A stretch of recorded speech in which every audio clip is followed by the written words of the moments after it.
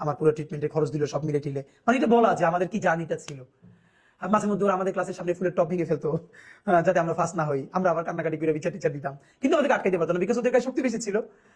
কিন্তু পারফরমেন্সের দিক থেকে আমাদের ক্লাসের পারফরমেন্স অনেক বেশি ছিল। এরকম করে করে করে করে 9-10 পর্যন্ত দাখিল পরীক্ষা দিয়ে ফেললাম। মানে অসাধারণ। আমি নিসারাবাদের গল্প বলতে শুরু করলে ফাঁকে একটা অসাধারণ গল্প আপনাদেরকে বলি নাই, মনে পড়ছে কেবল। ক্লাস যখন 8-এ পড়ি তখন মনে হলো একটা পত্রিকা বের করবো, মাসিক পত্রিকা। মাথায় ঘুরপাক খেলো, পুরো ক্যাম্পাস জুড়ে লিখে লিখে। এর আগে আমরা প্রচুর দেয়ালিকে বের করতাম, অনেক সুন্দর করে দেয়ালিকে বের করতাম, সেই দেয়ালিকে মোড়ক উন্মোচন করতাম। আর আমি ছোটবেলা থেকে যেহেতু পুরো মাদ্রাসায় পরিচিত, প্রিন্সিপাল হুজুর থেকে শুরু করে ডিসি, এসপি বা বিভাগীয় কমিশনাররাও আমাকে চিনতেন প্রোগ্রামের কারণে। তো একটা পত্রিকা বের করবো, উদ্যোগ নিলাম, লেখা সংগ্রহ করলাম, এবং এইটি বসে প্রথম একটা মাসিক পত্রিকা প্রিন্টেড, মনে আছে, নবজাগরণ, আমি সম্পাদক হলাম এবং বের করলাম। 3টে সংখ্যা বেরও করতে পেরেছিলাম, একটা সংখ্যা মনে এখন আমার কাছে আছে, যে 3টে সংখ্যা এবং প্রিন্টেড নবজাগরণ নামে। এখানে কবিতা, গল্প এসব থাকতো। তো দাখিল পর্যন্ত আমাদের একটা জার্নি। এরকম তো সারা জীবন, মানে অসাধারণ লাইফ আমরা লিড করলাম নেসারাবাদে। এর সাথে সেরা পড়াশোনাটা নেসারাবাদে আমি প্রথম দেখলাম যে আসরের পরে আমাদের কোনোদিন ইংলিশ বিভাগ, কোনোদিন আরবি বিভাগের মাঠে বসে প্রোগ্রাম হতো। আরবি বিভাগের প্রোগ্রামের শেষে রাস্তায় আরবিতে মিছিল হতো, ইংরেজির দিন ইংরেজিতে মিছিল হতো, মানে এরকম অবস্থা ছিল। দ্বিতীয় গল্প হলো, নেসারাবাদে ভর্তি হওয়ার পরে আপনারা জানেন বাংলাদেশে তখন প্রচুর সাংস্কৃতিক চর্চা হতো। সংস্কৃতি মন্ত্রণালয়ের অধীনে জাতীয় শিক্ষা সপ্তাহ অনুষ্ঠান হতো বছরে একবার, অনেক বিরাট করে, একদম উপজেলা, জেলা, বিভাগ, তারপর জাতীয় পর্যায়ে। ধর্ম মন্ত্রণালয়ের অধীনে ইসলামিক ফাউন্ডেশনের তরফ থেকে বছরে কয়েকটা প্রোগ্রাম হতো, শিক্ষা মন্ত্রণালয়ের পক্ষ থেকে হতো। তো যেহেতু আমি ঝালকাঠি সদর, আমাদের মাদ্রাসা থেকে প্রচুর স্টুডেন্টরা এই ইভেন্টগুলোতে ঝালকাঠিতে অংশগ্রহণ করতো। যেমন মানে সবগুলোতে আমি এবং আমার বন্ধুরা, আমি সবসময় অংশগ্রহণ করতাম।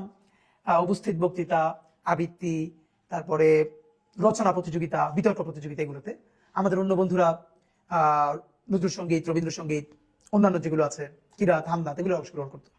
ঝালকাঠি সদরে আমরা যখন যেতাম, স্বাভাবিকভাবেই এখানে আমাদের সাথে প্রতিদ্বন্দ্বিতা করতো ঝালকাঠি সরকারি যে হরচন্দ্র বালিকা বিদ্যালয়, এরপরে গভর্নমেন্ট স্কুল, মানে সব প্রতিষ্ঠান থেকে ঝালকাঠি সদরে আসতো। এইখানে যে প্রথম হতো প্রত্যেক শাখা থেকে, সে আবার জেলা পর্যায়ে। তো জেলা পর্যায়ে আবার যখন হতো, তখনও আরো বাকি উপজেলা থেকে সবাই আসতো। তারপর জেলা পর্যায়ে যারা ফার্স্ট হতো তারা বরিশাল বিভাগে আসতো, বিভাগীয় পর্যায়ে যারা ফার্স্ট হতো তারা জাতীয় পর্যায়ে ঢাকায় আসতো।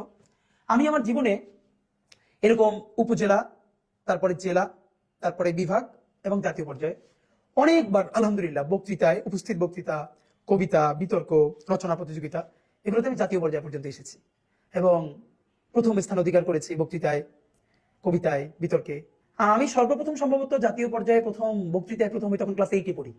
মনে আছে, এটা পুরস্কারটা নিয়েছিলাম আগারগাঁওয়ে, যে এলজিআরডি মন্ত্রণালয় আছে, তাদের একটা বিরাট অডিটোরিয়াম আছে, ওখানে বসে সম্ভবত। এরপর অনেকবার এসেছি। তো আমার যেটা আমাকে গ্রো করতে সাহায্য করেছে, নেসারাবাদে তো আমরা একটা গন্ডিতে থাকতাম, এখানে সবাই মাদ্রাসার ছাত্র, আমাদের সাথে ফিমেল স্টুডেন্ট ছিল না, যেহেতু সহশিক্ষক ওখানে ছিল না। কিন্তু আমি যখন ঝালকাঠিতে আসছি, আমার সাথে কিন্তু সদর গার্লসের মেয়েরা কম্পিট করতেছে। হয়তো আমি কখনো ফার্স্ট হচ্ছি, সদর গার্লসের কেউ সেকেন্ড হচ্ছে, বা সে ফার্স্ট হচ্ছে, আমি সেকেন্ড হচ্ছি, গভর্নমেন্ট স্কুলের কেউ আসছে, এরকম আমাদের গ্রুমিংটা হচ্ছে। সেখান থেকে তো আমার মনে আছে যে ঝালকাঠি জেলা পর্যায়ে যতগুলো পুরস্কার থাকতো, 3/2 পুরস্কার আমাদের মাথার সাথে নিয়ে যেতাম। মানে আমি অনেকগুলো নিতাম, আমাদের সাথে বন্ধুরা সঙ্গীতে নিত, আরো এরকম করে দেখা যেত যে 3/2 পুরস্কার আমরা একটা প্রতিষ্ঠান থেকে নিয়ে চলে যেতাম জেলা পর্যায়ে। যখন বিভাগীয় পর্যায়ে আসতাম, তখনও প্রচুর পুরস্কার আমাদের প্রতিষ্ঠান থেকে থাকতো। এরপর জাতীয় পর্যায়ে আমাদের, ইভেন আমরা জাতীয় পর্যায়ে যখন আমি আসতাম কবিতায় বা বক্তৃতায়, আমার সাথে আমাদের কোনো বন্ধু, সিনিয়রদের মধ্যে বড় ভাইয়েরা, কেউ রচনায়, কেউ সঙ্গীতে জাতীয় পর্যায়ে আসতেন অন্য শাখা থেকে। তো এরকম তো এসেছি প্রচুর। এবং আমার আজকে মনে আছে যে আমরা যখন উপজেলা পর্যায়ের প্রোগ্রামে যেতাম, আমাদেরকে সরকারি তরফে 20 টাকা দেওয়া হতো ভাড়া, আর জেলা পর্যায়ের প্রোগ্রামে 80 টাকা আমার মনে আছে। এরপর বাড়ছে, বিভাগীয় পর্যায়ে সম্ভবত 200 টাকা, মানে যাতায়াত খরচ পুরস্কার ছাড়া, এই ছাড়া। আর জাতীয় পর্যায়ে যখন আসি তখন মনে হয় সর্বপ্রথম 800 টাকা করে ভাড়া দেওয়া হতো।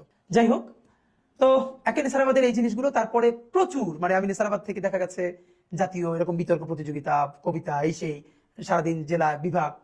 তো আমি যেটা হয়েছে, আমি মাদ্রাসার বাহিরে এই প্রচুর প্রতিযোগিতা অংশগ্রহণ করবার ফলে জাতীয় অনেক মানুষের সাথে আমার পরিচয় ঘটে। বিশেষ করে যারা বিচারক ছিলেন, কোনো ম্যাডাম আবৃত্তি বিচারক ছিলেন বা বক্তৃতার বিচারক ছিলেন, প্রোগ্রামের শেষে তিনি আমাকে ডেকে বলতেন যে আমার নাম্বার নাও, আমার সাথে যোগাযোগ করো। আমার মনে আছে বিভাগীয় পর্যায়ে একবার ফার্স্ট হওয়ার পর আমার ছোট আপু আমার সাথে গেছে। তো আমাকে না পেয়ে, যিনি একজন বিচারক ছিলেন, তিনি আমার বোনকে পেয়ে বলেছিলেন যে ওকে খুব ভালো গ্রুমিং করতে হবে, ইনশাল্লাহ বড় হলে ভালো করবে। তো এরকম বিচারকরা পরে ডেকে আদর করতেন, আবার তাদের কাছে গিয়ে শিখতাম। এই জার্নিটা তো ছিলই, সাংস্কৃতিক জার্নিটা। তার সাথে খুব ভালো পড়াশোনাটা নেসারাবাদে ছিল। কখনো ফার্স্ট, সেকেন্ড, ফোর্থ, ফিফথ ভালো শিক্ষার্থীদের মধ্যে ছিলাম। আমার তরফে কোনো সময় ফার্স্ট হওয়া লাগবে এই ধারণাটা ছিল না, আমার আব্বারও ছিল না। যদিও আমার অন্য ভাইয়েরা বোনেরা সবসময় ফার্স্ট ছিলেন, আমিও কখনো ফার্স্ট হয়ে গেছি, সেকেন্ড হয়েছি, প্রথম 5-এর মধ্যে সবসময় থাকতাম ঘুরে ফিরে। কিন্তু আমার আজকে ওর নাম বলতেছি না, খুব যেমন এমন একবার হয়েছিল যে আমি টেস্টে যখন ফার্স্ট হই, দাখিল এসএসসিতে আমার সাথে যে বন্ধু ছিল ফার্স্ট ও সেকেন্ড হয়ে গেল। মানে ওর আব্বা ওর সাথে এত রাগ করলো, লিটারেলি মানে ও আমার সাথে কথা বলা বন্ধ করে দিল। আমার আব্বার তরফে, এই গল্প আরো পরে বলবো যদি সুযোগ হয়। আমার আব্বার ব্যাপারে আমার মায়ের একটা অভিযোগ সারা জীবন, তিনি তার কোনো ছেলে মেয়েকে জীবনে পড়তে বলেন না, জীবনে পড়তে বলেন না। তার ফিলোসফি হলো পড়তে আবার বলতে হবে কেন, তুই নিজেই পড়বি, তিনি পড়তে বলবেন না। বরং আব্বা আজীবন যেটা বলতেন, কম কম পড়বা। যেমন আব্বার আজীবন কথা ছিল আসর থেকে মাগরিব পড়া যাবে না, বাইরে হাঁটতে হবে, খেলতে হবে, রাত্রি 10টার পরে জাগা যাবে না, পড়াশোনা করা যাবে না। আব্বা যখন নছিরি থেকে নেসারাবাদে আমাদেরকে দেখতে চাইতেন, আমার বন্ধুরা খুব মজা পাইতো এই জন্য যে সবার গার্ডিয়ানরা যখন যেত সবাই বলতো এই ভালো করে পড়াশোনা করো, বেশি বেশি পড়ো। আব্বা বলতো কি কম কম পড়বা, আসরের পর পড়বা না, রাত্রি 10টার পর পড়বা না। এটা সবাই শুনে খুব মজা পেত। কখনো ফার্স্ট হয়ে গেছি এমনও হয়েছে, আমার মনে আছে আজকে এই গল্পটা, সম্ভবত ইন্টারে। আমি ছোটবেলা থেকে ল্যাঙ্গুয়েজে মানে আরবি, ইংলিশ এগুলোর প্রতি আমার এক ধরনের ন্যাচারাল ইনক্লিনেশন আছে, শিখতে ভালো লাগে এবং আমি ভালো করতাম। যে কোনো ধরনের ল্যাঙ্গুয়েজ শেখার প্রতি আমার ভীষণ আগ্রহ। তো স্বাভাবিকভাবেই আরবিতে ভালো ছিলাম, ইংলিশে ভালো ছিলাম। ইন্টারে টেস্টের সময় সম্ভবত মানে আমি একদমই পড়াশোনা করলাম না, এবং তখন প্রচুর ইংলিশ নিয়ে সময় দিচ্ছিলাম। কারণ এসএসসির পরে আমি ঢাকায় এসে ইংলিশে কোচিং করেছি, এখানে খুব ভালো করার কারণে ইংলিশে এত বেশি ইনভলভ হয়েছি, অন্য পড়া কিছু করতামই না। তো পেয়েছিলাম হলো টেস্ট পরীক্ষায় 10 না 12, মানে 1 ঘন্টা বসে কিছু একটা লিখে চলে আসছি, আর দেই নাই। এটাও পুরো মাদ্রাসার একটা বিরাট গসিপ হয়ে গেল, মানে আমি কিভাবে 10 পাই, মানে এখন আমার নিয়ে টিচারটা কি করবে। পরে টেস্টে তো ফর্ম ফিল আপ করলাম, বাট আমার একটা হিসাব ছিল যে দরজা বন্ধ করে 2 মাস পড়লে বৃত্তি ভালো করবো ইনশাল্লাহ। এবং হ্যাঁ, এটাই হয়েছিল। যে কারণ আমি মনে আছে যে আমাদের যখন আমি ইন্টারে ফার্স্ট ইয়ার থেকে আমাদের যে হিস্ট্রি এবং সিভিক্স, ইতিহাস এবং পৌরনীতি, আমি তখনই ইংলিশে লিখতাম, বাংলায় লিখতাম না, এবং আমার টিচাররা খুবই খুশি হতো।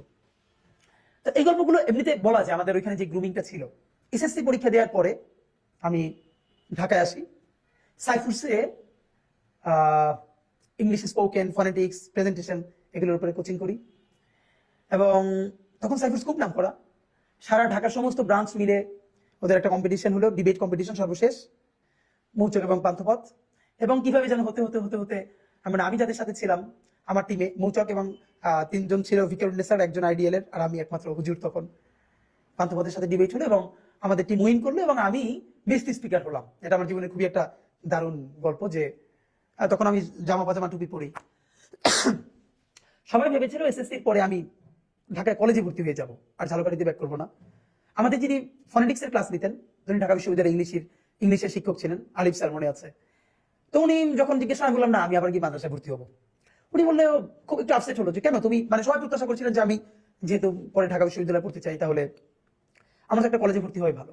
কিন্তু আমার মনে আছে আমি উত্তর দিয়েছিলাম যে আমার বন্ধুরা যারা এখন এখানে ভিকারুন্নেসার আছে, অথবা নটরডেমে ভর্তি হবে, হোলি ক্রসে ভর্তি হবে, যারা একসাথে কোচিং করেছে, ওরা সবাই ভালো ইংলিশ জানে, বাংলা জানে, কিন্তু আরবি তো জানে না।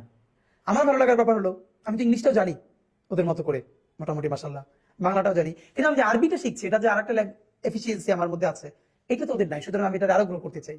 তো এটা শুনে উনি খুব খুশি হয়েছিলেন। আবার ব্যাক করলাম এসএসসির পরে, আলিমের ইসলামাবাদে আবার ভর্তি হলাম। আলিমকে আমি পড়াশোনা করি না, একদম একাডেমিক পড়াশোনা।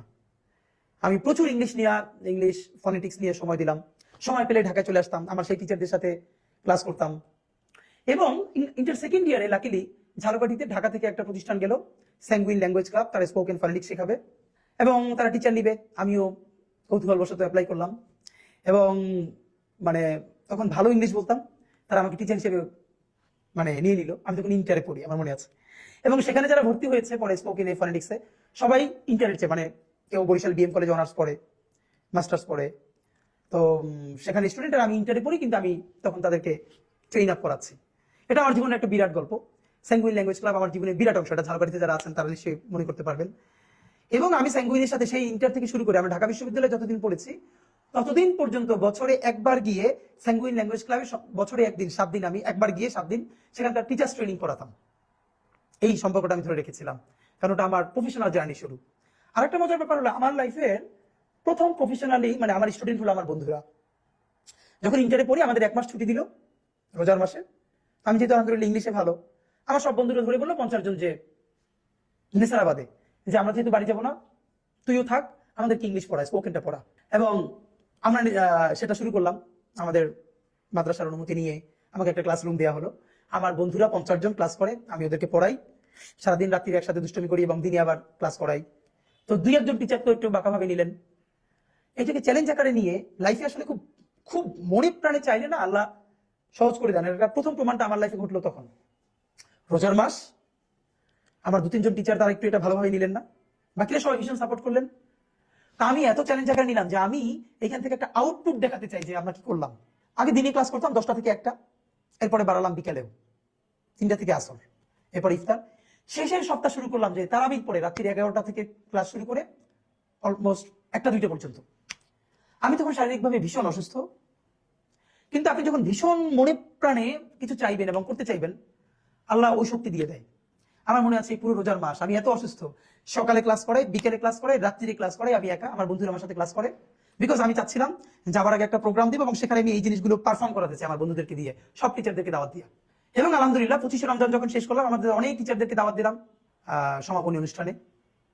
8 থেকে 10 জন আমরা স্পিকার, আমাদের যারা আমাদের বন্ধুরা ক্লাস করলো, তারা সেখানে ইংলিশে প্রেজেন্টেশন দিল। মানে গ্রেট। আমি আল্লাহর কাছে এত মানে শুক্রিয়া যে আমাদের পুরো টিচাররা অবাক হয়ে গেছেন এটা দেখে।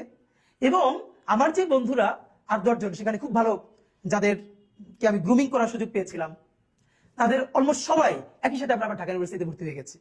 এবং আমার এই বন্ধুরা এখন আমাকে স্বাভাবিকভাবে বন্ধুরা তুমি করে ডাকার কথা, কিন্তু তারা আমাকে আপনি করে ডাকে। এটা অনেকেই জিজ্ঞেস করে এটা কেমন কথা। এর কারণ হলো ওই যে আমি যখন ক্লাস নিতাম, তো ওদের একটা ব্যাপার যে যেহেতু আমি ক্লাস নিছি লম্বা সময়, তোরা আমাকে আপনি ডেকে আনন্দ পায়।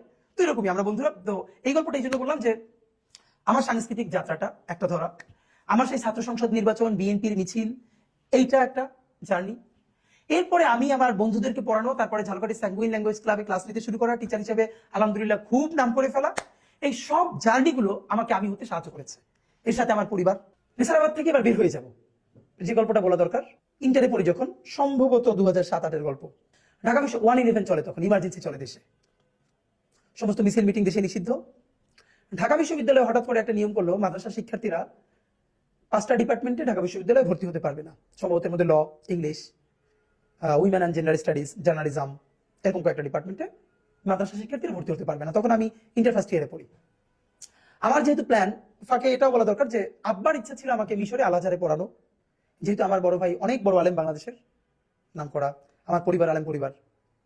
আমার ইচ্ছা ছিল একটা সময়, কিন্তু আমি ঢাকায় যখন কোচিং করতে আসি, কোচিং করবার পরে আমার চিন্তাটা বদলায় যে না, আমি ঢাকা বিশ্ববিদ্যালয়ে পড়বো। তো তখন ঝালকাঠিতে এমনিতে আমাদের মাদ্রাসা ভীষণ কড়াকড়ি, ভীষণ অনিয়ম, সামান্য হলেই নামটাম কাটা আর কি। তাই আমার একটা সুযোগ ছিল, যেহেতু আমাকে সবাই ভীষণ ভালোবাসতো, চিনতো। আমার বড় ভাই ওখানের টিচার, আমার যিনি বড় ভাই ওখানের টিচার, খুবই নাম করা, যিনি এখন অন্য জায়গার প্রিন্সিপাল। এবং আমার আব্বা আবার মানে আমার আব্বাকে ওই মাদ্রাসায় সবাই ভীষণ অনার করতো, আব্বার এই ভিন্ন স্বতন্ত্র বোধের জন্য। চিন্তা করলাম যে একটা প্রতিবাদ করবো, স্মারকলিপি দিব ডিসি অফিসে। কিন্তু তখন তো মিছিল মিটিং সব নিষিদ্ধ। আমাদের মাদ্রাসা থেকে ঝালকাঠি শহর 2-3 কিলোমিটার দূরে, প্রায় অন্তত 3 কিলোমিটারের মতো, 2 কিলোমিটার তো হবেই, মানে এটা শহরের পাশে। ডিসি অফিসে স্মারকলিপি দিব, প্রতিবাদ জানাবো। যেহেতু আমরা ঢাকা বিশ্ববিদ্যালয়ে ভর্তি হতে চাই, তাহলে তো ডিপার্টমেন্টগুলো বন্ধ হয়ে যাবে। কিন্তু ওখানে যে কোনো ধরনের প্রতিষ্ঠানের বাইরে এরকম মিছিল মিটিং অনুমতি ছাড়া খুবই নিষিদ্ধ। আবার দেশে চলে ইমার্জেন্সি, প্রতিষ্ঠান তো ভীষণ বিপদে পড়ে যাবে। আমি কোনো শিক্ষককে জানতে না দিয়ে আমার বন্ধুদেরকে নিয়ে এক রাতের সিদ্ধান্তে ঝালকাঠি শহরে গিয়া, বাদল আর্ট মনে আছে যিনি ব্যানার লিখতেন, তখন তো আর এভাবে ডিজিটাল প্রিন্টিং নাই, রাত্রি 11টায় গিয়ে তার বাসায় পাঠিয়ে বিরাট একটা ব্যানার লেখাইলাম ঘুম থেকে উঠে। অন্য বন্ধুদেরকে আমাদের যে বোর্ডিং ছিল আশপাশ থেকে বাঁশ কেটে কেটে প্ল্যাকার্ড, তারপরে ঝালকাঠি শহর থেকে এরকম কাগজ কিনে এনে সারা রাত গোপনে প্ল্যাকার্ড লেখাইলাম, ব্যানার করে আনলাম, সবাই সংঘবদ্ধ করলাম যে সেদিন হলো বৃহস্পতিবার, ক্লাস একটু আগে ছুটি হয়ে যাবে জলসা অনুষ্ঠানের পরে। বের হয়ে আমরা মসজিদের সামনে থেকে মিছিল শুরু করে দিব। মিছিল শুরু করলে তো আমাদের আটকাতে পারবে না, আমরা মিছিল করে ফেলবো, তারপরে যা হয় হোক, সব দায়িত্ব আমার। আগে জানলে তো আটকাই দিবে। আমাদের ক্লাস, আরো অনেক ক্লাসকে আমি আস্তে আস্তে আস্তে আস্তে কানেক্ট করে ফেললাম, বলে রাখলাম। এবং আমি যেটা করলাম, আমার বেশ কিছু, আমি যেহেতু জাতীয় পর্যায়ে অনেক অনুষ্ঠানে আসতাম, এই কারণে অনেক বড় ভাইদের সাথে পরিচিত হয়ে গিয়েছিলাম। তা আমি ঝালকাঠিতে বসে ঢাকায় ফোন করে, আমার মনে আছে দিগন্ত টেলিভিশনের এক ভাই, তাকে বললাম যে আমরা ঝালকাঠিতে এরকম একটা প্রোগ্রাম করবো, প্লিজ আপনারা কাভারেজের ব্যবস্থা করেন। তো ওনারা ওইটা জেনে, যেহেতু ইমার্জেন্সির মধ্যে প্রোগ্রাম, ওনাদের আগ্রহ ছিল। আমার মনে আছে আমাদের মাদ্রাসায় দিগন্ত টিভির ক্যামেরা চলে গেছে, এবার আরো বেশ অনেক সাংবাদিক চলে গেছে। হঠাৎ করে আমাদের টিচাররা ক্যামেরা এই সেই সাংবাদিক দেখে তো অবাক, যে কি ব্যাপার, এত বড় ক্যাম্পাস। আমরা কাউকে কিছু না বলে হঠাৎ করে আমি যখন, তখন প্রায় 1000 স্টুডেন্ট জড়ো হয়ে গেছে, সামনে ব্যানার, ফেস্টুন এবং ঢাকা বিশ্ববিদ্যালয়ের এই ইসের বিরুদ্ধে স্লোগান, ক্যাম্পাস থেকে 1000 স্টুডেন্টের মিছিল নিয়ে আমরা ঝালকাঠি শহরের দিকে রওনা করে গেছি। এবং সর্বশেষ গিয়া ডিসি অফিসে স্মারকলিপি দিলাম, দিয়ে টিয়ে সবাই প্রতিষ্ঠানে ফিরলো, আমি আর বাসায় ফিরলাম না। কারণ ওইটার প্রেস রিলিজ হাতে লিখে বিকেল 5টা পর্যন্ত ঝালকাঠি শহরের কোন সাংবাদিকের কোথায় কোথায় বাসা, যাদেরকে প্রেস ক্লাবে পাই নাই, গিয়ে ফটোকপি করে দিয়ে আসলাম। এসে আমি নলছিটিতে বাসায় চলে আসলাম, খুবই টায়ার্ড, ঘুমাই গেলাম, যা আছে কপালে। নাম তো আমার কাটা যাবে, আমি তো নিশ্চিত। আমি ঘুমাইছিলাম, আমার বড় ভাই আব্বাকে ফোন করে বললো যে আব্বা এবার মনে হয় নাম কাটা যাবে, এবার আর আটকানো যাবে না। আমার বোন আমাকে বললো যে আব্বা তাকে উত্তর দিল আমার বড় ভাইকে, যে ও হয়েছে তো একটু আমার মতো, কি করবা বলো। এবং অন্য পরিবার হলে যেটা হইতো, যে স্বাভাবিকভাবে বকাঝকা করতো। খুব টায়ার্ড, আমি সকালে ঘুমিয়ে আসি, তখন নচিরিতে পত্রিকা আসতো বরিশাল থেকে লঞ্চে। আব্বা লঞ্চ ঘাট গিয়ে দাঁড়িয়েছেন, আমি জানি না, সব পত্রিকা আসলো। আব্বা প্রত্যেকটা পত্রিকা খুলে খুলে 3-4টা পত্রিকা দেখলেন আমাদের এইটা নিউজ করা হয়েছে, ছবি দেওয়া হয়েছে। আব্বা সেই পত্রিকাগুলো কিনে বাসায় না ঘুম থেকে উঠে আমার বলতেছে যে এই যে দেখো তোমাদের কালকে প্রোগ্রামে এই পত্রিকায় আসছে। মানে আমার এই কথাগুলো খুব মনে পড়ে আর কি। যাই হোক, মানে ঢাকার জন্য আমরা ঝালকাঠিতে বসে আন্দোলন করলাম, এটা জাতীয় পত্রিকা আসলো, আমাদের জন্য তো আনন্দের। ঢাকায় ফিরলাম ইন্টার পরীক্ষা দিয়ে।